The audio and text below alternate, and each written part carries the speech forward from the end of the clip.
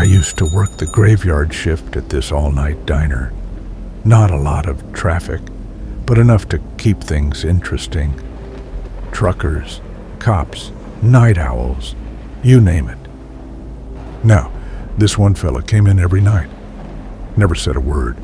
Just sat in the back booth, nursing a cup of coffee, staring at nothing. I tried talking to him a few times, but he just grunted. Figured he was just some lonely guy. One night, it was pouring rain. Guy comes in, soaked to the bone. I'm thinking, well, ain't you gonna catch your death? But he just sat there, dripping all over the booth. I go to refill his coffee, and I see his face in the reflection, and he didn't have no eyes. I was thinking it was a trick of the light, but when I look again, they were still gone. Just smooth skin where his peepers should be. Well, I was freaked, but I was also broke, and I needed the job. So I just kept bringing him his coffee, trying not to look at him. A couple nights later, I was taking out the trash, and I see him out back, just standing there in the alley. Still didn't have no eyes, but he was staring at something. And then I heard whispering. It was the cops talking on their radios.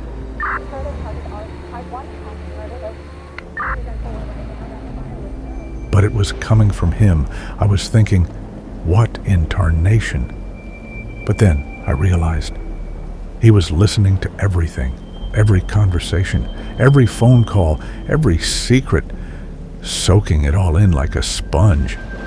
That's when it hit me. He wasn't just some creepy fella. He's the Boogey Man. And if he ever heard my worst secret, I was a goner. I stepped out of sight before his ears could hear the gasp in my throat, pulled my hoodie over my head, and bolted back inside. My boss eyed me suspiciously when I came back inside and asked if I was okay. I nodded as I stepped behind the counter. I heard the bell ring as another customer entered, but I was too deep in thought to look up. Then I heard my name. I look up to see Tina. She looked worried. Tina was my coworker, a fiery redhead with a penchant for drama. She leaned over the counter, her voice barely above a whisper. "Did you see him? The guy in the back?" I nodded, trying to mask my unease. "Yeah, he's still there." She glanced over her shoulder, her eyes darting nervously. "You won't believe what I just heard. Another regular went missing last night. Sam, you know, the one who always orders the corned beef hash. They found his truck abandoned outside the diner." My stomach dropped. Sam was a fixture at the diner. He had been coming in for years, always full of stories. Missing? How? What do they think happened? "I don't know," she said, biting her lip. "But the cops are saying it's strange. No signs of a struggle, just gone. But get this. They found his phone laying in the driver's seat, truck still running. The camera was on, so the cop flipped through his pictures. The last one was of the guy in the back booth.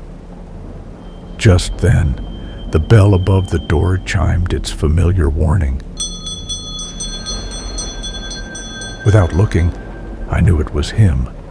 The temperature seemed to drop 10 degrees, and the fluorescent lights buzzed a little louder, like they were trying to scream. He moved with that same methodical grace, each step measured and silent against the laminate floor, until he reached the back booth. The booth creaked under his weight, and I watched in the chrome coffee maker's reflection as he settled in, his featureless face turned toward the window where Sam's truck had been parked just yesterday. He went back to nursing the same cup of coffee, with that same bent posture, the same terrible emptiness where his eyes should be, everything exactly as it had been every night before. Except now I understood what his presence really meant. A chill ran down my spine. I couldn't help but glance toward the booth where the man sat, still and silent. My mind raced with the implications. Had he done something to Sam? Had he caused all the disappearances that had haunted our little town over the years? "I don't like this, Tina," I said, my voice low. "What if he knows something?" Tina shook her head. "The cops questioned him already. Got nothing. Plus, the guy's got no eyes." I felt my throat go dry at Tina's words. The cops had questioned him. How could they even look at him without losing their minds? But before I could respond, the diner's lights flickered. Once, twice, and the rain outside seemed to grow louder, as if the storm itself was alive.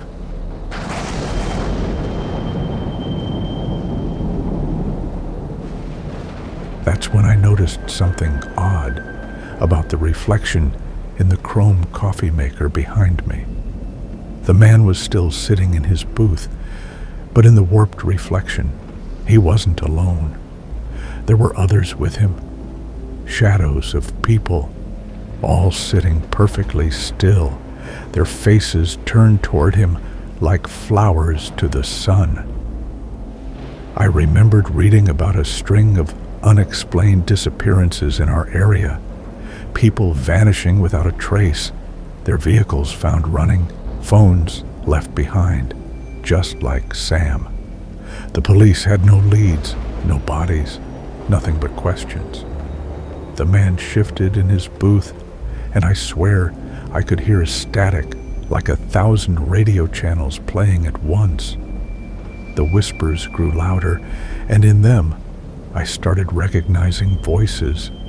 Mrs. Peterson complaining about her husband's gambling, Officer Martinez discussing a drug bust on his radio, the secret conversation between the mayor and his mistress at table 4 last week.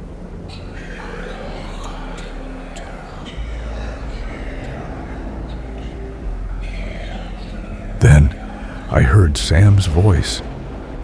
Please don't." The whisper was so clear, he could have been beside me.